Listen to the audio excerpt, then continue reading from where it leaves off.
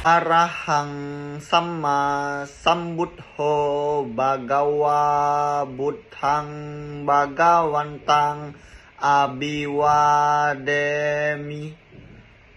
Swakhatho Bhagawata Dhammo Dhammang Namasami Supatipanno Bhagavato Sawaka Sangho Sanghang Namami.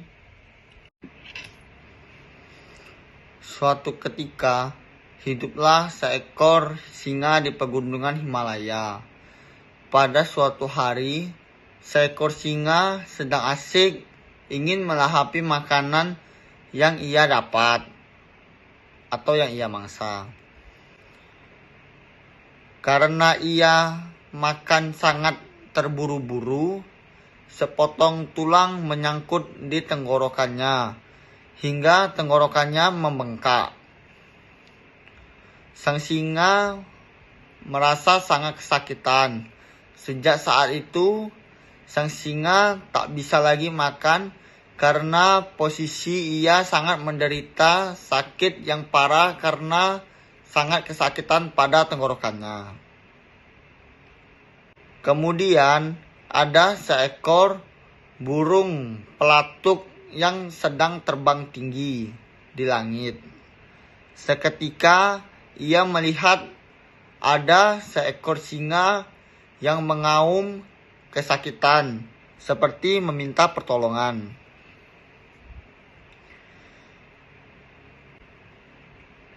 Burung pelatuk terbang menghampirin sang singa dan bertanya, "Teman, apa yang membuatmu begitu sangat kesakitan?" Sang singa pun menjelaskan bahwa sepotong tulang tersangkut di tenggorokanku. "Sakit sekali, dapatkah kau menolongku?" ungkap singa.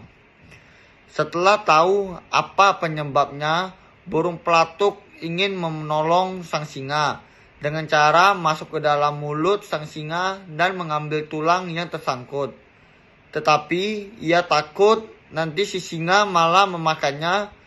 Lalu si burung pun berkata, "Aku bisa mengeluarkan tulang itu, tapi aku tidak berani memasukkan badanku ke mulutmu. Aku takut kamu memakanku." Dan si singa pun berkata, "Jangan takut, aku tidak akan memakanmu. Tolong selamatkan hidupku, aku berjanji kalau aku tidak akan memakanmu." Mendengar hal itu, burung pelatuk pun bersedia membantu sang singa dan berkata, "Baik, aku akan menolongmu. Segera berbaringlah." Lalu mencari sebatang ranting yang tebal. Ia kemudian menyuruh sang singa untuk membuka mulutnya, lalu menyanggah mulut singa dengan ranting tebal tadi, agar mulut sang singa tetap terbuka untuk mencegahnya agar sang singa tidak memakannya. Kemudian burung pelatuk masuk ke dalam mulut singa dan segera mengeluarkan tulang yang tersangkut di tenggorokan sang singa. Keluar dari mulut singa, burung pelatuk pun tidak lupa untuk mengambil ranting penyanggah dan terbang ke atas pohon. Sang singa akhirnya terbebas dari penderitaannya.